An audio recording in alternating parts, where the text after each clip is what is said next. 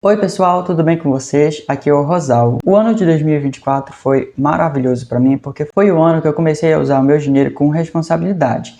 E foi então que eu comecei a poupar e investir. Se você também começou o ano passado ou recentemente, parabéns, você faz parte de um seleto grupo de brasileiros que investe no nosso país. Se você está começando agora ou essa é uma das suas metas para 2025, vamos juntos. Eu tenho certeza que no final do ano você vai estar muito satisfeito com seus resultados, independente de qual seja, e mais perto da sua liberdade financeira. O importante é que você comece. Como eu já havia prometido para vocês no último vídeo que eu postei aqui no canal, que foi meus últimos investimentos de 2024, hoje eu vou trazer para vocês o vídeo sobre as minhas metas e estratégias de investimento para esse ano de 2025.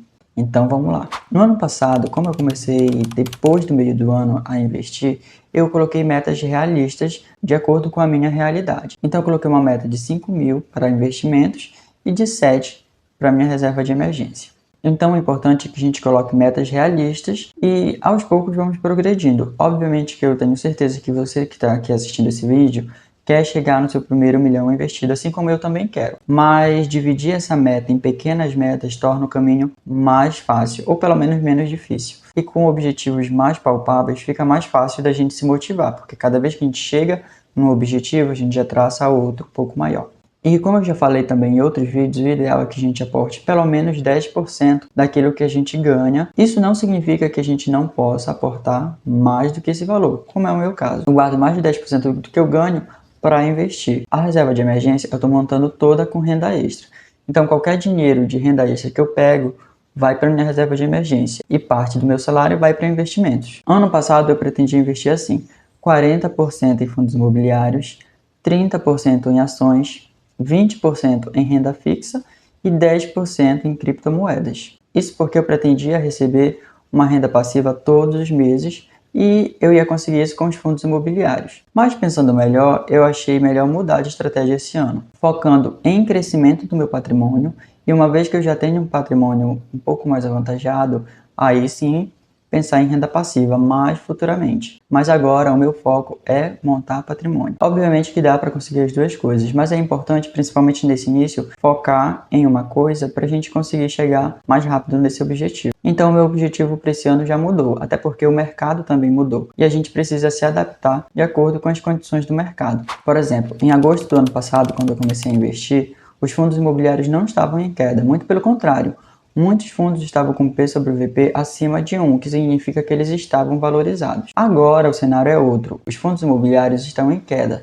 A taxa Selic está em alta e com previsão de crescer ainda mais. Eu tenho um vídeo aqui no canal sobre como a taxa Selic impacta os nossos investimentos. Se você quiser assistir, só clique aqui no card que vai aparecer no vídeo. Para falar de metas e estratégias de investimento, a gente precisa entender o cenário econômico atual do nosso país. Olhando aqui o Boletim Focus, o último que eles lançaram, que é o boletim emitido pelo Banco Central semanalmente, eles colocam a projeção de alguns índices como a inflação e a taxa Selic. Aí a gente vê aqui que a projeção para a inflação é de aumento. Há 4 semanas a taxa Selic estava em 4,63. Há uma semana já aumentou para 4,89.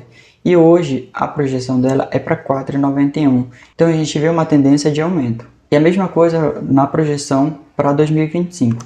Há 4 semanas a projeção da inflação estava 4,34, há uma semana 4,60 e hoje já está em 4,84. Também a gente vê aqui a projeção da taxa Selic para o ano que vem. A projeção há 4 semanas era para que 2025 a taxa Selic ficasse em 12,25. Há uma semana 14 e hoje a projeção é para que ela fique 14,75. É uma Selic muito elevada. Então a gente precisa levar em consideração essas informações para traçar os nossos objetivos. Obviamente que isso aqui são apenas projeções, mas é uma forma de nos guiar. Se você está gostando do conteúdo até agora, eu vou te convidar para curtir o vídeo, não custa nada e me ajuda muito. Faz o YouTube entender que você está gostando do conteúdo e ele vai indicar esse vídeo para outras pessoas que também podem gostar. Não esquece de se inscrever no canal e ativar o sininho para receber notificação dos nossos vídeos que sai toda quinta e domingo. E, além disso, a gente precisa entender o que pressiona a inflação. O que faz com que a inflação aumente? Obviamente, a valorização do dólar é um fator que influencia muito na nossa inflação. Hoje, o dólar está custando 6,19, quase 6,20. Aqui, pelo site do Banco Central. Eu não encontrei aquele gráfico que o Google sempre costuma mostrar. mas aqui pelo site do Banco Central a gente consegue ver essa conversão. Então, um dólar está custando R$ 6,19. E isso são as máximas históricas do valor do dólar. E esse aumento influencia muito na nossa inflação, até porque muitos produtos que nós consumimos vêm de fora. A exemplo de óleos e combustíveis, automóveis, adubos, fertilizantes, coisas que são básicas, a gente consome de fora. E são produtos que impactam no preço de outros produtos. Os adubos e fertilizantes impactam diretamente no preço dos hortifrutis, por exemplo. Então, se há uma alta no dólar, esses produtos tendem a ficar mais caros, o que pressiona a inflação. Além disso, os produtores brasileiros eles se sentem mais atraídos em exportar o seu produto do que vender aqui para o mercado interno. Isso faz com que tenha menos produtos disponíveis no mercado brasileiro, o que, consequentemente, aumenta os preços e também aumenta a inflação. Outro ponto que também pressiona a inflação é o aumento da dívida pública do país. A gente sabe que a dívida pública brasileira vem aumentando e já chegou em 7,2 trilhões, o que preocupa investidores. Porque se essa dívida pública ficar muito alta e o país não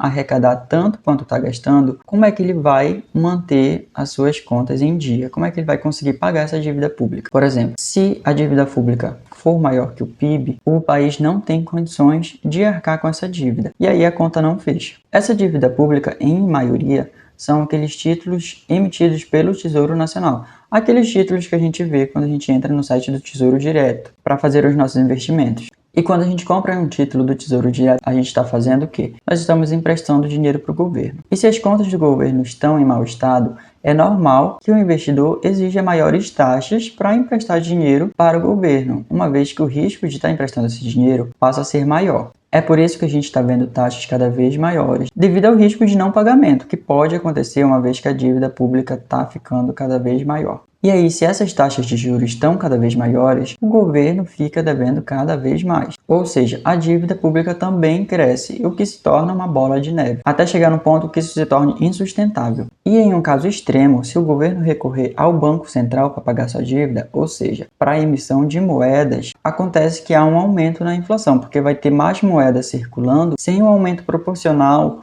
de bens e serviços, que se imprimir dinheiro sem um aumento de bens e serviços, aumenta a inflação. Então nós já entendemos de forma geral como está a economia do Brasil. E quais são as perspectivas de investimento para 2025? Como mostrei mais cedo, nós temos a projeção de aumento da inflação e da taxa Selic.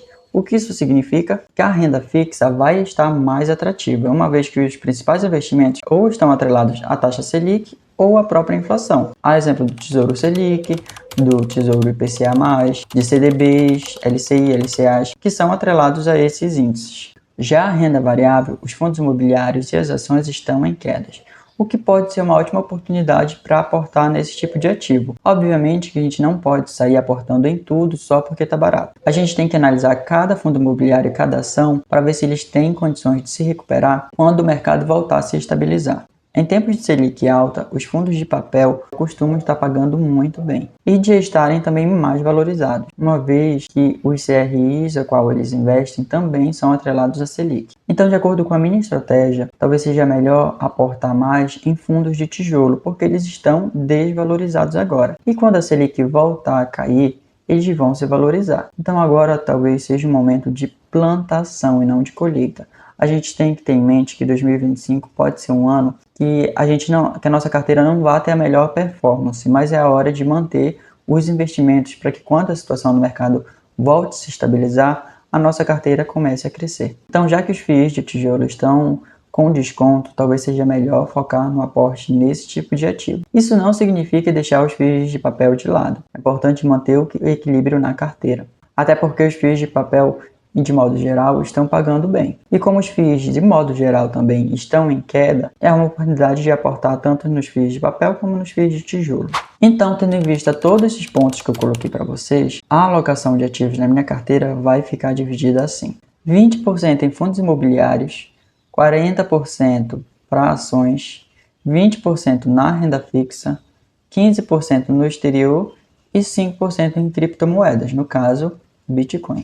Isso porque eu quero aproveitar a queda dos fundos imobiliários e continuar investindo neles, até porque eles são uma ótima forma de renda passiva. Eu vou focar em ações que têm potencial de crescimento, sem deixar de focar também em ações que são boas pagadoras de dividendos. Obviamente, não podemos deixar de lado a renda fixa, por isso que eu vou estar aportando 20% nela, que querendo ou não é um dos investimentos mais seguros do Brasil. E com as taxas atrativas que nós estamos tendo, não tem como deixar de fora da carteira. E hoje em dia não tem como ter uma carteira sem dólar. Esse investimento no exterior acaba sendo uma reserva de segurança contra a supervalorização do real. E 5% em criptomoedas, que no meu caso é o Bitcoin, que é a criptomoeda mais consolidada do mercado. Com a eleição do Trump nos Estados Unidos e com o apoio dele às criptomoedas, as expectativas de valorização desse tipo de ativo são altas. Eu não estudo nenhuma outra criptomoeda além do Bitcoin, mas não é segredo que ele vem atingindo as suas altas históricas. Hoje, quando eu gravo esse vídeo, ele está custando quase 94 mil dólares. E a expectativa também é de aumento para 2025. Até as altcoins, como são chamadas outras criptomoedas além do Bitcoin, também vêm surfando nesse aumento do Bitcoin. E elas também vêm crescendo. Na minha estratégia, eu procuro me expor pouco a criptomoedas. É por isso que eu estou colocando apenas 5%. E como eu disse, o Bitcoin só vem se valorizando desde a sua criação. E a expectativa é a mesma para 2025. Isso não significa que ele não possa ter uma desvalorização brusca aí. A gente já presenciou desvalorização do Bitcoin em mais de 70%,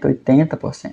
Então, se você não está preparado para esse tipo de volatilidade, então talvez seja melhor não investir nesse tipo de ativo. De qualquer forma, se você investe em criptomoedas, é importante que você faça isso com cautela e responsabilidade. E não aporte mais do que aquilo que você está disposto a perder. Como qualquer outro tipo de ativo, é importante que você estude para saber onde você está colocando o seu dinheiro. Essas são as minhas estratégias de investimento para 2025 e eu quero trazer uma meta extra aqui para vocês. No ano passado, desde agosto a dezembro, eu li um livro de investimentos por mês. E eu quero continuar com essa prática e eu quero trazer também essa missão aqui para vocês, para nós juntos lermos um livro de investimento a cada mês. No ano passado, a partir de agosto, eu li esses livros aqui. A maioria de finanças, mas nem todos. Esse ano de 2025, eu pretendo ler pelo menos um livro de finanças por mês para continuar o que eu já vinha fazendo desde agosto. E aí eu quero convidar você para essa missão. Vamos juntos? Um livro de investimento por mês, que vai somar 12 no final. É importante que a gente se mantenha submerso nesse tipo de conteúdo, porque a gente se familiariza com vários termos, aprende mais e melhora os nossos investimentos. E aí, você topa essa missão? Deixa aí nos comentários. Então era isso que eu queria trazer para vocês, um apanhado geral das minhas metas e estratégias para 2025. Espero que tenham gostado. Então curtam o vídeo, se inscrevam no canal, ative o sininho para receber nossas notificações. E é isso, beijos, até o próximo vídeo. Tchau!